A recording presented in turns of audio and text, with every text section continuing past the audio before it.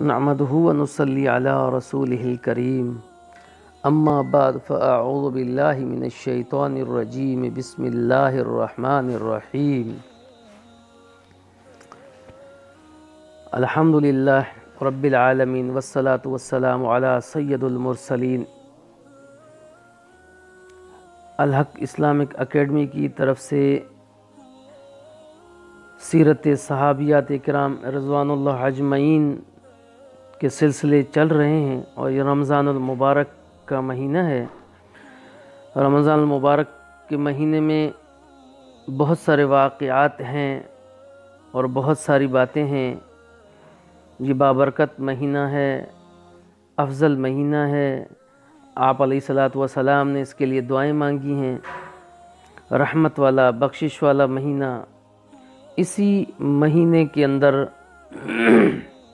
فتح مکہ بھی ہے، اور اسی مہینے کے اندر حضرت خدیجۃ الکبریٰ رضی اللہ تعالی عنہا کی وفات بھی ہے۔ سیدہ عائشہ صدیقہ طیبہ طاہرہ حمیرہ سلام اللہ علیہ کی وفات بھی ہے، اور اسی مہینے میں بدر کا واقعہ بھی ہے، جو اسلام کا سب سے پہلی لڑائی اسی مہینے کی نسبت ہے۔ اور اسی مہینے میں مسلمانوں کے چوتھا خلیفہ حضرت سیدنا علی المرتضیٰ رضی اللہ تعالی عنہ کی شہادت بھی اسی مہینے میں ہے۔ تو آج کا سلسلہ جو ہمارا ہے، خلیفہ چہارم داماد رسول صلی اللہ علیہ وسلم، شوہر بطول، شیر خدا، حضرت سیدنا علی المرتضیٰ رضی اللہ تعالی عنہ۔ نام نامی اسم گرامی آپ کا علی ہے، کنیت ابو الحسن ابو تراب ہے، لقب حیدر ہے و مرتضیٰ ہے۔ آپ کا والد کا نام ابو طالب ہے، اور حضور علیہ الصلاۃ والسلام کے ابو طالب چچا بھی ہیں۔ اسی سلسلے سے حضور علیہ الصلاۃ والسلام کے چچا زاد بھائی بھی بنتے ہیں آپ کی والدہ کا نام فاطمہ بنت اسد۔ سلسلہ نسب علی بن ابی طالب بن عبد المطلب بن ہاشم بن عبد مناف بن قصی بن کلاب بن مرہ بن کعب بن لوے القرشی ہاشمی۔ آپ کی تاریخ پیدائش حافظ ابن حجر رحمۃ اللہ علیہ فرماتے ہیں، صحیح قول کے مطابق آپ کی ولادت بعثت نبوی صلی اللہ علیہ وسلم سے 10 برس قبل ہوئی، الاصابہ میں ہے، جلد نمبر 2 صفحہ نمبر 1294۔ اور اہل تشیع نے بھی یہی لکھا ہے، پیدائش واقعہ فیل کے 30 سال بعد ہجرت سے 25 یا 23 سال پہلے مکہ مکرمہ میں ہوئی، نور الابصار کتاب کا نام ہے۔ آپ رضی اللہ عنہ کے والد جناب ابو طالب اپنے دوسرے بھائیوں کی طرح خوشحال نہ تھے۔ مکہ کے مشہور قحط کی وجہ سے ان کی مالی حالت اور زیادہ کمزور ہو گئی تھی، جبکہ آپ کثیر العیال تھے۔ حضور رحمت صلی اللہ علیہ وسلم سے آپ کی تکلیف نہ دیکھی گئی، تو حضرت علی رضی اللہ تعالی عنہ کی پرورش کی ذمہ داری اپنے ذمہ لے لی۔ اسی طرح سے حضرت علی رضی اللہ تعالی عنہ آغوش رسالت میں پرورش پا کر شعور کی منزل کو پہنچے۔ یہاں ایک بات میں آپ لوگوں کی گوشے گزار کرتا جاؤں، بہت سارے لوگ کہتے ہیں کہ حضور علیہ الصلاۃ والسلام کو ابو طالب نے پالا، جبکہ ابو طالب کی خود کی مالی حالت یہ تھی کہ وہ اپنے بچے بھی پال نہیں سکتے تھے۔ حضور علیہ الصلاۃ والسلام کی رحمت کی وجہ سے وہ بھی پلے۔ اسی طرح سے حضرت علی رضی اللہ تعالی عنہ آغوش رسالت میں پرورش پا کر شعور کی منزل کو پہنچے۔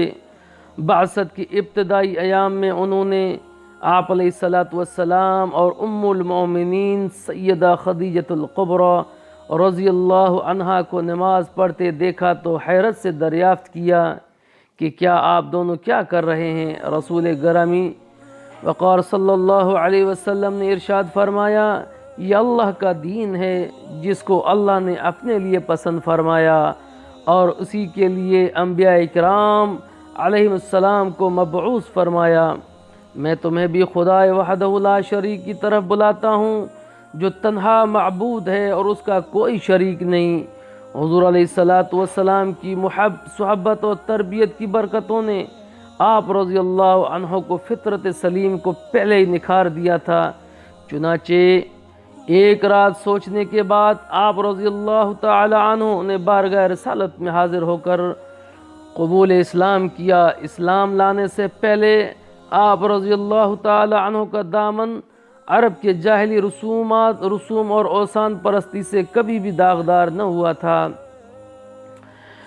جب کفاران مکہ نے خفیہ طریقے سے حضور نبی کریم صلی اللہ علیہ وسلم کو شہید کرنے قتل کرنے کا مکمل منصوبہ بنا لیا اور یہ معاملہ طے ہو گیا کہ آج رات ہر قبیلے کا ایک نوجوان ننگی تلوار لے کر کاشانہ نبوت محاصرہ کرے گا اور پیغمبر اسلام صلی اللہ علیہ وسلم پر اچانک حملہ کر کے ان کا کام تمام کر دے گا، تو اللہ رب العزت نے وحی کے ذریعے اپنے حبیب صلی اللہ علیہ وسلم کو کافروں کے مکر و فریب پر مطلع کر دیا۔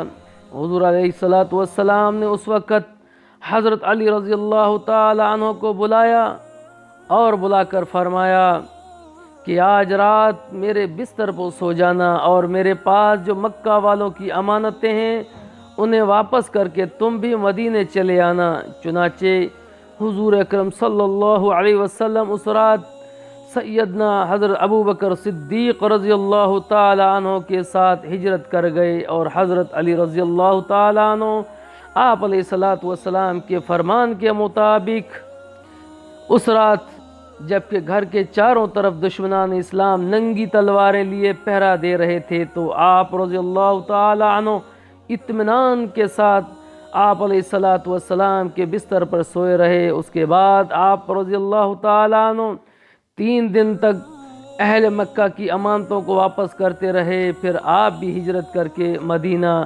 مکرمہ تشریف لے آئے۔ سن 2 ہجری میں حضور علیہ السلام نے اپنی سب سے چہیتی لخت جگر چوتھی بیٹی حضرت فاطمہ الزہرا کا نکاح آپ رضی اللہ تعالی عنہ کے ساتھ کر دیا اور بعد نکاح خیر و برکت کی دعائیں فرمائیں۔ حافظ ابن حجر رحمۃ اللہ علیہ نے الاصابہ میں تحریر فرمایا کہ نکاح ماہ رجب سن 2 ہجری میں ہوا اور رخصتی غزوہ بدر کے بعد سن 2 ہجری میں ہوئی۔ اس وقت حضرت سیدہ رضی اللہ تعالی عنہ کی عمر مبارک 18 سال کی تھی۔ واللہ اعلم بالصواب۔ خلافت آپ رضی اللہ تعالی عنہ پوری زندگی اسلام کی خدمت کرتے رہے۔ سن 35 ہجری میں حضرت عثمان غنی رضی اللہ تعالی عنہ کی شہادت کے بعد اکابر صحابہ رضی اللہ تعالی عنہم اجمعین کے اصرار پر آپ رضی اللہ تعالی عنہ نے خلافت کو قبول فرمایا۔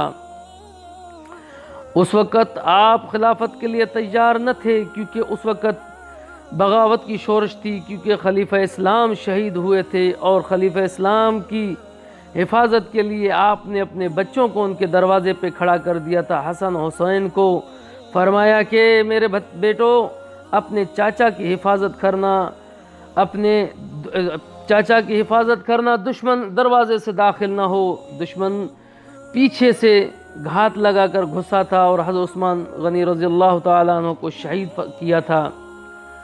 اس کے بعد اتنی بغاوت کی شورش تھی کہ صحابہ کرام نے آپس میں مشورہ کر کے کچھ صحابہ کرام کا نام تجویز کر کے اس کے بعد حضرت علی رضی اللہ تعالیٰ عنہ کو مسند خلافت پر بٹھا دیا اور اس طرح آپ مسلمانوں کے چوتھا خلیفہ منتخب ہو گئے۔ فضائل و مناقب میں آپ رضی اللہ تعالیٰ عنہ کی عظیم فضائل و مناقب سے متعلق کتب احادیث میں متعدد روایات موجود ہیں۔ ان میں سے چند یہ ہیں۔ حضور نبی کریم صلی اللہ علیہ وسلم نے فرمایا کہ میں جس کا مولا ہوں علی بھی اس کا مولا اب یہاں پر ترمذی کی حدیث سے تھوڑی وضاحت طعن و تشنیع کرتے ہیں، یہ بہت ہی غلط ان کا رویہ ہے اور بہت ہی غلط ان کی بات ہے جو نبی کریم صلی اللہ علیہ وسلم نے حدیث مبارک میں فرمایا، جس کا میں مولا علی اسی کا مولا، مولا کی معنی مفہوم کو سمجھیں کہ مولا کے مفہوم و معنی کیا ہیں۔ حضور نبی کریم صلی اللہ علیہ وسلم نے فرمایا، میں حکمت کا گھر ہوں اور علی اس کا دروازہ ہے۔ جامع ترمذی میں حدیث ہے۔ حضور نبی کریم صلی اللہ علیہ وسلم نے ارشاد فرمایا کہ میں بے شک اللہ تعالیٰ نے مجھے 4 لوگوں سے محبت کرنے کا حکم دیا اور مجھے بتایا کہ وہ بھی ان لوگوں سے محبت فرماتا ہے۔ صحابہ کرام رضوان اللہ اجمعین نے عرض کیا، یا رسول اللہ ہمیں بھی ان لوگوں کے نام بتائیے، تو حضور اکرم صلی اللہ علیہ وسلم نے 3 مرتبہ فرمایا کہ علی انہی میں سے ہے، ابو ذر، مقداد اور سلمان۔ جامعہ ترمذی کی حدیث ہے۔ حضرت عبداللہ بن عمر رضی اللہ تعالی عنہما بیان کرتے ہیں کہ نبی کریم صلی اللہ علیہ وسلم نے اپنے صحابہ کرام کے درمیان آپس میں ایک کو دوسرے کا بھائی بنایا تو حضرت علی رضی اللہ تعالی عنہ روتے ہوئے آئے اور عرض کیا، یا رسول اللہ صلی اللہ علیہ وسلم، آپ نے ہر ایک کو دوسرے کا بھائی بنا دیا اور مجھے کسی کا بھائی نہیں بنایا۔ تو رسول اللہ صلی اللہ علیہ وسلم نے ارشاد فرمایا، تو میرا ہے دنیا میں بھی آخرت میں بھی۔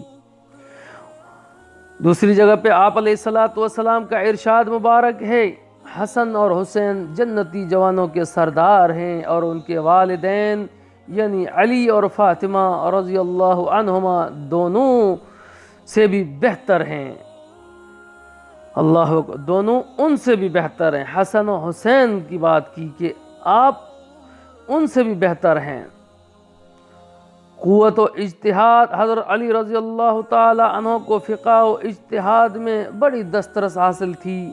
بڑے بڑے صحابہ اکرام رضی اللہ عنہم اجمعین اور آپ رضی اللہ تعالی عنہ کے قوت و اجتہاد کے معترف تھے۔ یہی وجہ ہے کہ فقہ حنفی کے بنیاد حضرت ابن مسعود رضی اللہ تعالی عنہ کے بعد حضرت علی رضی اللہ تعالی عنہ کے اجتہادی فیصلوں پر ہے۔ آپ رضی اللہ تعالی عنہ کی اجتہادی مسائل میں چند درجہ ذیل ہیں۔ آپ رضی اللہ تعالی عنہ کے دور میں کچھ لوگوں کا نظریہ یہ تھا، اگر امت میں اختلاف ہو جائے تو فیصلہ قرآن سے کرنا چاہیے۔ آپ رضی اللہ تعالی عنہ نے لوگوں کو جمع کر کے فرمایا، اگر زوجین میں اختلاف ہو جائے تو اللہ تعالی حکم اور ثالث بنانے کا حکم دیتے ہیں۔ آپ رضی اللہ تعالی عنہ کا اشارہ تھا قرآن مقدس، آپ کا اشارہ تھا قرآن مقدس کی طرف، اور آپ فرماتے ہیں جو مسند احمد میں روایت ہے کہ طرف تھا، یعنی اگر امت میں اختلاف ہو جائے تو ثالث بنانا کیوں ناجائز ہوگا، کیونکہ امت محمدیہ صلی اللہ علیہ وسلم کا مقام و مرتبہ مرد و عورت سے بھی کم ہے۔ جی ہاں، یہ اجتہاد کی باتیں ہیں۔ مجتہد کی ایک خصوصیت یہ ہے کہ وہ ایک مسئلے کے مختلف احادیث کو سامنے رکھتا ہے، پھر اپنی اجتہادی قوت سے ایک کو ترجیح دیتا ہے۔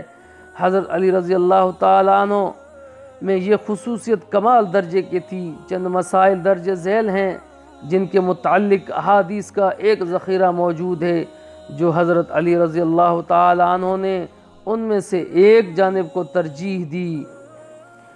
جیسے مثال کے طور پہ ناف کے نیچے ہاتھ باندھنا ہے، نماز میں ہاتھ کہاں باندھنے چاہیے، اس بارے میں حدیث کا ایک ذخیرہ موجود ہے۔ حضرت علی رضی اللہ تعالی عنہ ناف کے نیچے ہاتھ باندھنے کو سنت قرار دیتے ہیں۔ سنن ابی داؤد کی حدیث ہے، جلد نمبر 1 صفحہ نمبر 117۔ ایک اور روایت ہے جو مصنف ابن ابی شیبہ میں ہے، جلد نمبر 1 صفحہ نمبر 427، رقم الحدیث 13۔ ترجمہ: نماز میں ناف کے نیچے ہاتھ باندھنا سنت ہے۔ یہ بھی حضرت علی رضی اللہ تعالی عنہ سے روایات ہیں۔ ترک قرأت خلف امام، حضرت علی رضی اللہ تعالیٰ عنہ کا نظریہ یہ تھا کہ مقتدی امام کے پیچھے قرأت نہ کرے، چنانچہ فرماتے ہیں مصنف ابن ابی شیبہ میں جلد 1 صفحہ نمبر 412 میں رقم الحدیث 2 میں، جو شخص امام کے پیچھے قرأت کرتا ہے وہ فطرت کی مخالفت کرتا ہے۔ آمین آہستہ کہنا۔ حضرت سیدنا ابو وائل رضی اللہ تعالی عنہ فرماتے ہیں حضرت عمر رضی اللہ تعالی عنہ اور حضرت علی رضی اللہ تعالی عنہ نماز میں تعوذ و تسمیہ اور آمین آہستہ کہتے تھے۔ ترک رفع یدین، حضرت علی رضی اللہ تعالی عنہ صرف شروع میں رفع یدین کرتے تھے۔ ان علی بن ابی طالب کرم اللہ وجہہ کان یرفع یدیہ فی تکبیر الاولی التی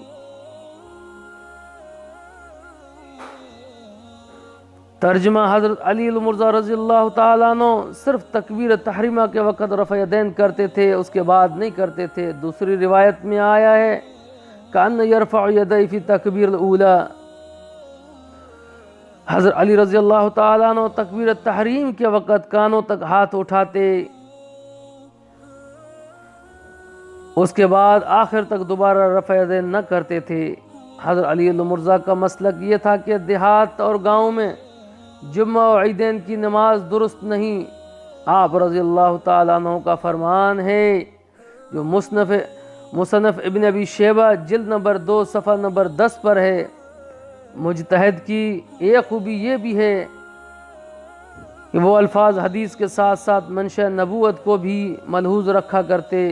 یہ خوبی حضرت علی رضی اللہ تعالی عنہ میں بدرج اتم موجود تھی، چنانچہ آپ ہی سے مروی ہے کہ حضور علیہ الصلوۃ والسلام کی ایک نوکرانی سے بدکاری سرزد ہو گئی۔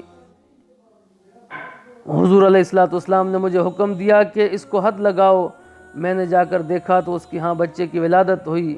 مجھے خدشہ ہوا کہ اگر میں نے اس کو سزا دی تو یہ مر جائے گی۔ میں بغیر سزا دیے آپ علیہ الصلوۃ والسلام کی خدمت میں حاضر ہوا۔ آپ علیہ الصلوۃ والسلام کو واقعہ بتایا تو آپ علیہ الصلوۃ والسلام نے فرمایا احسن، تو نے بہت خوب کیا۔ یہ آپ علیہ الصلوۃ والسلام کے زمانے کی بات ہے اور آپ علیہ الصلوۃ والسلام کی موجودگی کی بات ہے۔ اتنا شرف یہ صرف اور صرف حضرت علی رضی اللہ تعالی عنہ کو ملا کہ آپ کو حضور علیہ الصلوۃ والسلام نے حد جاری کرنے کے لیے بھیجا تو آپ واپس آ گئے۔ یہ صحیح مسلم کی حدیث ہے، جلد نمبر 2 صفحہ نمبر 71 باب حد الزنا۔ اسی طرح ایک اور موقع پر حضرت صلی اللہ علیہ وسلم کے دور میں ایک صحابی پر لوگوں نے زنا کی تہمت لگائی۔ آپ نے حضرت علی رضی اللہ تعالیٰ عنہ سے فرمایا کہ اس شخص کو قتل کر دو۔ حضرت علی گئے تو دیکھا کہ وہ ایک کنویں میں پاؤں لٹکائے بیٹھا ہے۔ آپ رضی اللہ تعالیٰ عنہ نے اسے پکڑا تو معلوم ہوا کہ وہ شخص تو حقوق زوجیت ادا کرنے پر قادر ہی نہیں تھا، تو آپ نے اس کو قتل نہ کیا۔ صحیح مسلم جلد 2 صفحہ نمبر 268 باب برات حرم النبی صلی اللہ علیہ وسلم من ربیہ۔ ملاحظہ فرمائیں دونوں روایتوں میں حضرت علی کا عمل بظاہر الفاظ حدیث کی مخالفت ہے مگر منشاء نبوت کے عین مطابق ہے۔ مجتہد کی ایک خصوصیت یہ ہے کہ وہ امت میں پیش آنے والے نئے مسائل کے حل کی فکر میں رہتا ہے۔ حضرت علی المرضی رضی اللہ تعالیٰ عنہ اس خوبی سے بھی متصف تھے، چنانچہ آپ رضی اللہ تعالیٰ عنہ نے حضور علیہ الصلوۃ والسلام سے پوچھا، حضور علیہ الصلوۃ والسلام اگر ہمیں کوئی ایسا مسئلہ پیش آ جائے جس کا حل وضاحت کے ساتھ نص میں نہ ہو تو ہم وہ مسئلہ کیسے حل کریں؟ آپ علیہ الصلوۃ والسلام نے فرمایا ایسے مسائل میں مجتہدین اور فقہا کی طرف رجوع کرنا، وہ ان مسائل کو حل کر دیں گے۔ المعجم الاوسط طبرانی میں جلد نمبر 1 صفحہ نمبر 441 میں ہے۔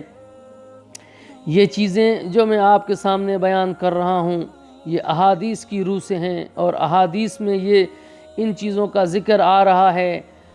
دعا ہے اللہ رب العزت سے، اللہ رب العزت اسی طرح بہت ساری احادیث میں باتیں اس طرح آتی ہیں آپ رضی اللہ تعالی عنہ کے متعلق۔ سن 40 ہجری میں ایک منظم منصوبے کے تحت عبد الرحمن ابن ملجم نے اس وقت جب آپ نماز فجر کے لیے مسجد کوفہ میں جا رہے تھے کہ آپ رضی اللہ تعالی عنہ پر حملہ کر دیا، جس کی وجہ سے آپ رضی اللہ تعالی عنہ کی شہادت واقع ہوئی۔ تاریخ شہادت کے بارے میں مورخین کا اختلاف ہے۔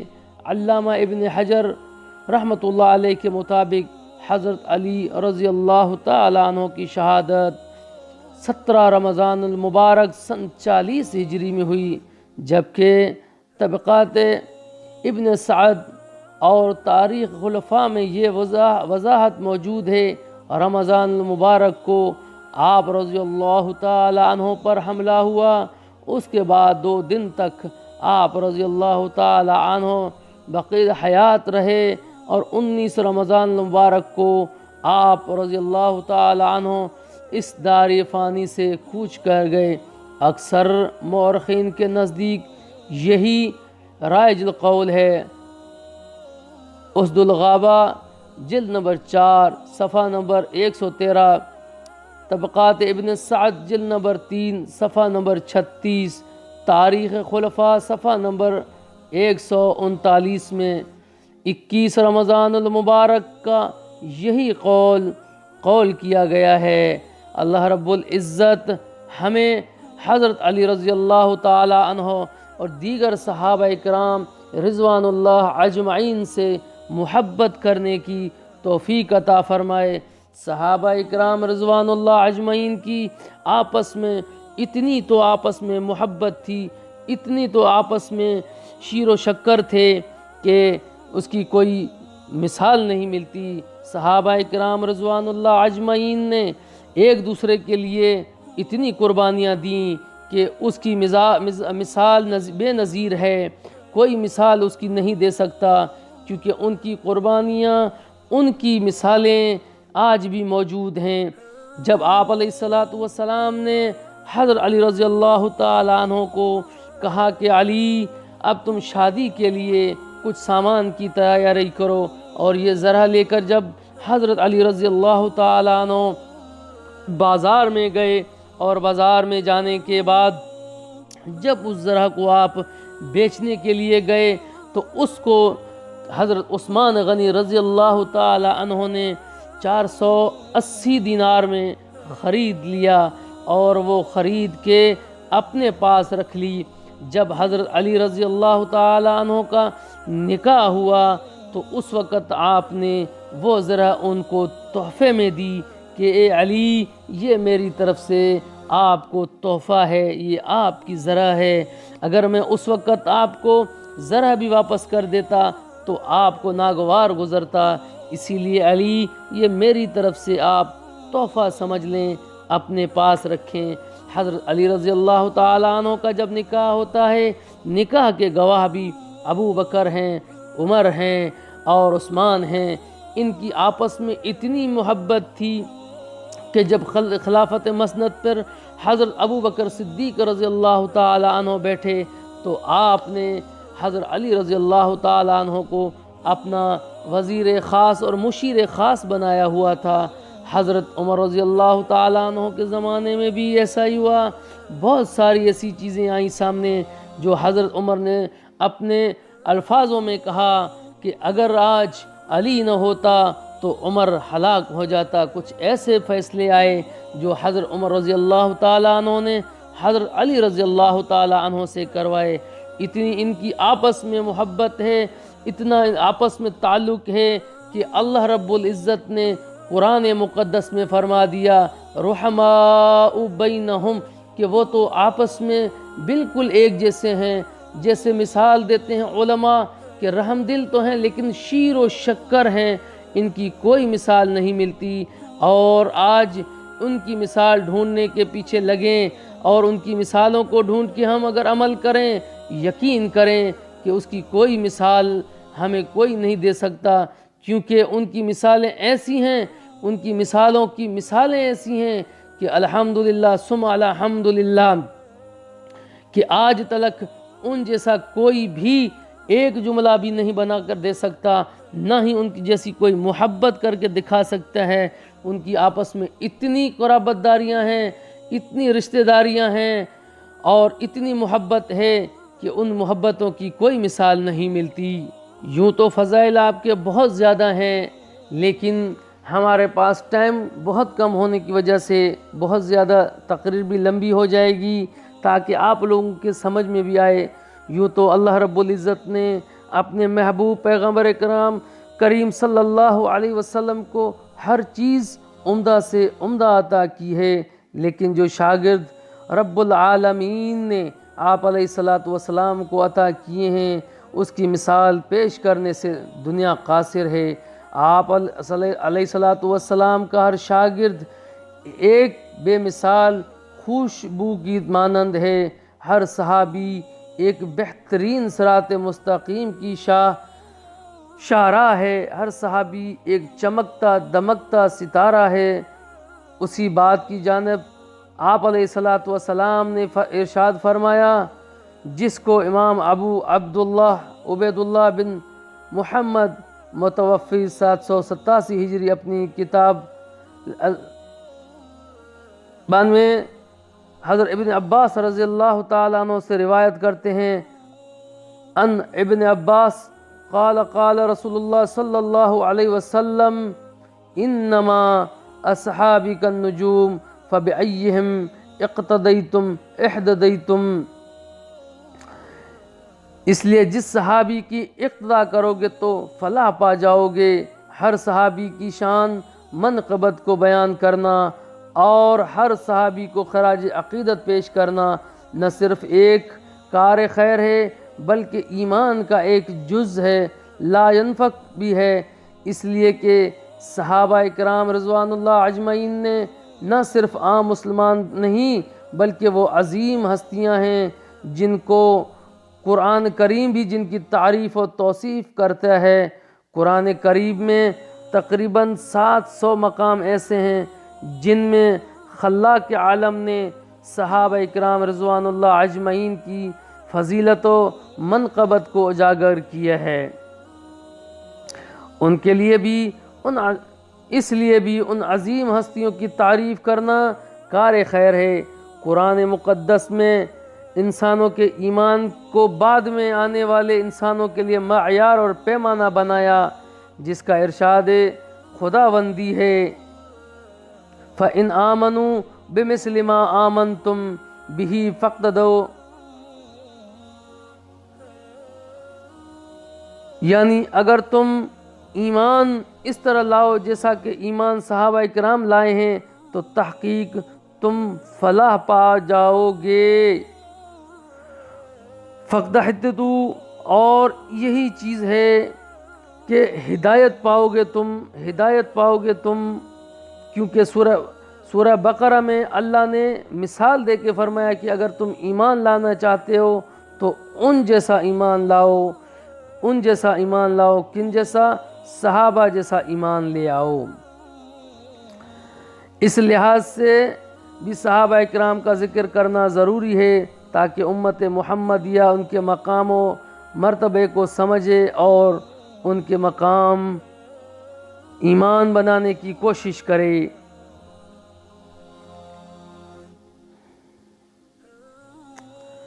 تاکہ امت محمدیہ ان کے مقام اور مرتبے کو سمجھنے اور ان کے مطابق ایمان بنانے کی کوشش کرے، چونکہ ہر صحابی کی بے شمار فضائل کتب حدیث میں ملتے ہیں۔ اب تمام کا ذکر کرنا تو یہ اس وقت ہمارا موضوع سخن نہیں، بلکہ اس وقت ہم نے جس صحابی کے متعلق بتانے کی جسارت کی ہے وہ امیر المومنین داماد پیغمبر خلیفہ چہارم سیدنا علی المرتضیٰ ہے، جن کے میں نے اوصاف اوپر بتائے ہیں۔ کچھ اوصاف میں اب بتاؤں گا تاکہ آپ کو معلوم ہو سکے کہ بہت سارے روافض کہتے ہیں کہ یہ اہل سنت والے حضرت علی رضی اللہ تعالیٰ عنہ کو نہیں مانتے، نعوذ باللہ من ذالک، ایسے الزامات لگاتے ہیں کہ یہ اہل بیت کے منکر ہیں، یہ اہل بیت کو نہیں مانتے، یہ حضرت علی کی شان، یہ الزامات اہل سنت پر لگائے جاتے ہیں کہ یہ حضرت علی رضی اللہ تعالیٰ عنہ کو نہیں مانتے، جبکہ ان کا یہ جھوٹ کذب ہے اور یہ بہتان عظیم ہے۔ ہمارا تو ایمان ہے کہ حضرت مولا علی رضی اللہ تعالیٰ عنہ کو نہ ماننے والا زندیق ہے، دجال ہے، وہ تو مرتد اور کافر تو ہو سکتا ہے، مسلمان بالکل نہیں ہو سکتا۔ تمام اہل سنت کے ہاں انبیاء اکرام علیہ الصلاۃ والسلام اور خلفائے ثلاثہ کے بعد تمام انسانوں سے اعلیٰ ہے۔ یہ ترتیب میں اپنی طرف سے بیان نہیں کر رہا، بلکہ مشہور محقق اور مایہ ناز محدث سالار احناف امام طحاوی رحمۃ اللہ علیہ اپنی کتاب العقیدۃ الطحاویہ میں یوں رقم تراز ہیں کہ سیدنا علی المرضی کی فضیلت اور منقبت کی بے شمار گوشے ہیں، لیکن میں ان کو ہی بیان کرنے کی کوشش کروں گا تاکہ آپ کو اس چیز کا علم ہو سکے کہ اہل سنت حضرت علی رضی اللہ تعالیٰ عنہ کی کتنی عزت کرتے ہیں۔ جو امام انبیاء علیہ الصلاۃ والسلام کے کلام میں سے ثابت ہو یا آپ علیہ الصلاۃ والسلام کے جانثاروں کے کلام میں موجود ہو، سیدنا علی المرضی رضی اللہ تعالیٰ عنہ کی شان اور منقبت میں بے شمار مرفوع، موقوف و منقوط روایات موجود ہیں۔ ان تمام کا احاطہ کرنا تو ہمارے بس کی بات نہیں، لیکن چند احادیث جن میں سے صراحتاً حضرت علی رضی اللہ تعالیٰ عنہ کی فضیلت عیاں ہوتی ہے، ان کو ہم ناظرین کے سامنے پیش کریں گے۔ حضرت علی رضی اللہ تعالیٰ عنہ حضور علیہ الصلاۃ والسلام کے کتنے محبوب تھے۔ میں نے کہا ویسے تو ہر صحابی سے آپ علیہ الصلاۃ والسلام کو پیار تھا، ہر صحابی آپ علیہ الصلاۃ والسلام کا محبوب تھا، لیکن بعض ایسے خوش نصیب ہیں جن سے آپ علیہ الصلاۃ والسلام کو خاص تعلق و محبت تھی۔ ان میں سے علی ابن ابی طالب بھی ذات گرامی بھی ہے۔ حضرت علی رضی اللہ تعالیٰ عنہ سے آپ علیہ الصلاۃ والسلام کو جو تعلق اور بہت زیادہ پیار تھا، وہ علی ایک خوش نصیب صحابہ میں سے ہیں جن کے بارے میں آپ علیہ الصلاۃ والسلام نے فرمایا میں اور اللہ ان سے محبت کرتے ہیں۔ امام احمد بن حنبل اپنی کتاب فضائل الصحابہ میں حضرت عبد الرحمن بن ابی لیلہ سے اسی طرح کی حدیث روایت کرتے ہیں جو میں نے پہلے اوپر بیان کی تھی۔ حضرت عبد الرحمن ابن لیلہ فرماتے ہیں میرے والد حضرت علی کے ساتھ رات کو جاگتے تھے، وہ فرماتے ہیں کہ حضرت علی سردیوں میں گرمیوں کے کپڑے پہنتے اور گرمیوں میں سردی کے کپڑے پہنتے، تو ان کے والد سے کہا گیا کہ اگر آپ علی سے پوچھ لیتے اس عمل کے بارے میں، تو انہوں نے فرمایا کہ میں نے ان سے پوچھا تو علی نے فرمایا آپ نے سچ فرمایا، اصل وجہ یہ ہے کہ ایک مرتبہ رسول اللہ صلی اللہ علیہ وسلم نے خیبر کے دن میری طرف پیغام بھیجا اس حال میں کہ میری آنکھ دکھ رہی تھی۔ میں نے کہا اللہ کے رسول میری آنکھ دکھ رہی ہیں، تو آپ علیہ الصلاۃ والسلام نے میری آنکھ پر اپنا لعاب مبارک لگایا، پھر فرمایا اے اللہ اس سے گرمی اور سردی کو دور کر دے۔ اس کے بعد میں نے گرمی اور سردی کو محسوس نہیں کیا۔ فرماتے ہیں اللہ تعالیٰ نے فرمایا کہ میں ایسے آدمی کو بھیجوں گا جس سے اللہ اور اللہ کے رسول محبت کرتے ہیں، اور وہ اللہ اور اللہ کے رسول صلی اللہ علیہ وسلم سے محبت کرتا ہے اور میدان سے فرار نہیں ہوگا۔ راوی فرمایا کہ اس کے بعد لوگ دیکھنے لگے تو آپ علیہ الصلاۃ والسلام نے حضرت علی کرم اللہ وجہہ کو بھیجا۔ سیدنا علی کے ساتھ آپ علیہ الصلاۃ والسلام کو کتنی محبت تھی، اس کو حبر الائمہ سیدنا ابن عباس رضی اللہ عنہما کچھ یوں بیان فرماتے ہیں۔ امام احمد بن حنبل المتوفی 241 اپنی کتاب فضائل صحابہ میں ذکر کرتے ہیں۔ حضرت ابن عباس فرماتے ہیں کہ آپ علیہ الصلاۃ والسلام نے مجھ کو حضرت علی کے پاس بھیجا اور فرمایا آپ حضرت علی دنیا اور آخرت میں سردار ہیں۔ آپ نے علی کو فرمایا کہ دنیا اور آخرت میں سردار ہیں، جو آپ سے محبت کرے گا اس نے مجھ سے آپ علیہ الصلاۃ والسلام سے محبت کی، اور آپ کا دوست اللہ کا دوست ہے، آپ کا دشمن میرا دشمن ہے، میرا دشمن اللہ کا دشمن ہے، ہلاکت ہے اس کے لیے جو میرے بعد آپ سے علی سے بغض رکھے۔ فضائل صحابہ میں امام ابن حنبل رحمۃ اللہ علیہ نے یہ حدیث رقم کی ہے۔ اس سے معلوم ہوتا ہے کہ آپ صلی اللہ علیہ وسلم کو حضرت علی رضی اللہ تعالیٰ عنہ سے کتنا پیار تھا، کتنی محبت تھی، اور ہر مومن ہر مسلم کی دل میں یہ محبت ہونی بھی چاہیے، ایمان کا ایک حصہ ہے۔ اگر علی سے محبت نہیں کرو گے، اگر علی سے بغض رکھو گے، تو پھر تمہارا بخشا جانا ایمان کہاں سے کامل ہو سکتا ہے۔ حضرت علی سے محبت ایمان کی دلیل ہے۔ حضرت اکرمہ اور حضرت ابو سعید خدری کا قول ہے، جس کو امام احمد ابن حنبل رحمہ اللہ علیہ فضائل صحابہ میں نقل کیا ہے۔ قال انما كنا نعرف مناقبی، ابو سعید خدری فرماتے ہیں کہ ہم منافقین کو بعض علی سے بغض علی سے پہچانتے تھے، یعنی جس کے دل میں علی کا بغض ہوتا تھا تو ہم یقین کر لیتے تھے یہ آدمی منافق ہے، کیونکہ محبت علی ایمان کی علامت ہے، محبت علی ایمان کی علامت ہے۔ نعرف منافقی کی یہ پہچان ہوتی تھی کہ وہ علی سے بغض رکھتا تھا۔ ابو سعید خدری نے تو صرف مدینہ حالات کو بیان کیا، لیکن آپ علیہ الصلاۃ والسلام نے مطلقاً اس بات کو بیان کیا، جیسا کہ علی ابن ابی شیبہ رحمۃ اللہ علیہ المتوفی 235 اپنی کتاب المصنف میں حضرت خالد بن مخلد کی طریق سے روایت کی ہے۔ آپ علیہ الصلاۃ والسلام فرماتے ہیں علی کرم اللہ وجہ سے ہر مومن محبت کرے گا اور ان سے ہر منافق بغض رکھے گا۔ یہ حدیث نمبر 32737 ہے۔ حضرت علی مرزا کو صدیق کا لقب، صدیق کا معنی سچا، اس لحاظ سے تو ہر صحابی ہی صدیق ہے، اسی لیے پیغمبر علیہ الصلاۃ والسلام کا ہر صحابی سچائی کا پیکر اور ہر صحابی سچائی کا علم بردار۔ صحابہ رضوان اللہ اجمعین میں سے بطور خاص یہ لقب تو سیدنا ابو بکر صدیق کے ذات گرامی کا ہے، لیکن بعض ایسے بھی خوش نصیب ہیں کہ ان کو بھی آپ علیہ الصلاۃ والسلام نے صدیق کا لقب عطا کیا۔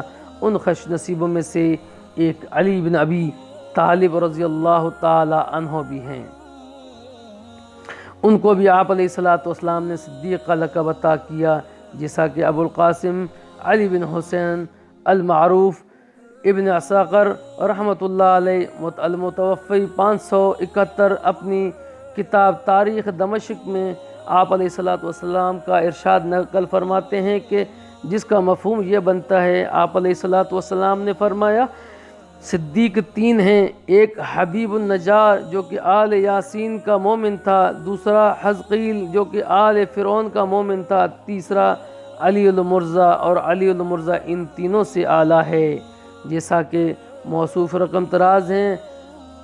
ان عبد الرحمن بن ابی لیلہ ان ابی لیلہ، ان سے حدیث بیان کی ہے۔ حضرت علی المرزا رضی اللہ تعالیٰ عنہ کے بارے میں جو میں نے بیان کی ہے تاریخ دمشق میں، حضرت علی رضی اللہ تعالیٰ عنہ کو جنت کی بشارت، جس انسان جس انسان بھی نے انسان کی حالت میں آپ علیہ الصلاۃ والسلام کی زیارت کی ہو اور اس کی ایمان پر موت آئی ہو، اس کو صحابی کہتے ہیں۔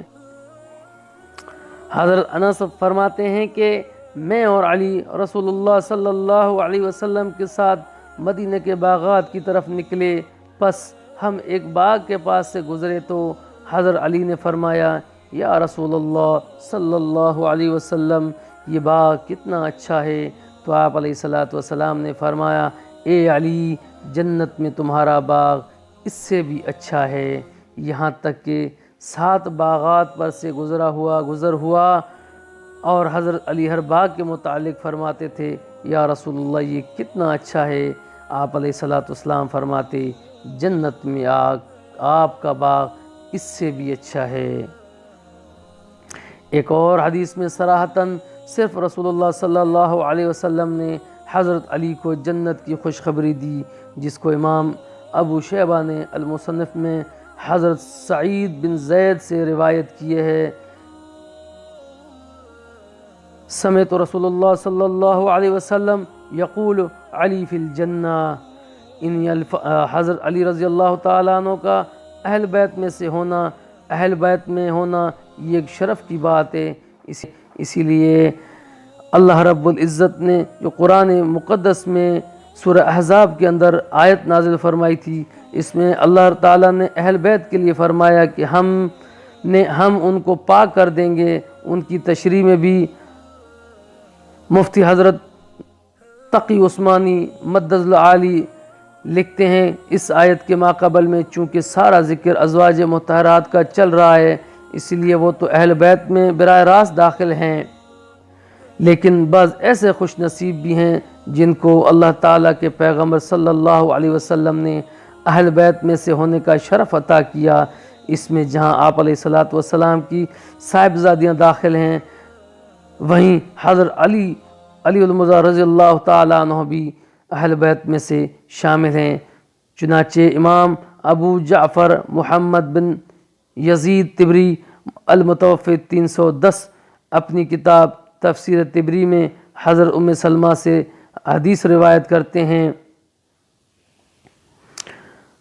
کہ حضرت علی مرزا اہل بیت میں سے ہیں، اور دوسری طرف بات معلوم ہوئی کہ ازواج مطہرات رضی اللہ عنہن اجمعین بھی اہل بیت میں شامل ہیں، اس لیے آپ علیہ الصلاۃ والسلام نے ام المومنین ام سلمہ کو منع نہیں فرمایا کہ یہ آیت تو صرف ان 5 کے لیے اتری ہے، بلکہ آپ علیہ الصلاۃ والسلام نے ان کو فرمایا انت الخیر، یعنی آپ خیر کی طرف ہیں، لہٰذا ازواج محترمات اور بنات پیغمبر دونوں ہی اہل بیت میں شامل ہیں۔ اس بات کی جانب حضرت مفتی تقی عثمانی رحمۃ اللہ علیہ نے آسان ترجمے میں سورہ احزاب کے اندر تشریح لکھ دی ہے اور آپ اس کا تشریح پڑھ سکتے ہیں۔ علماء اکرام کی ان تفاسیر کو پڑھیں جن میں علماء اکرام نے وضاحت سے بات لکھ دی ہے۔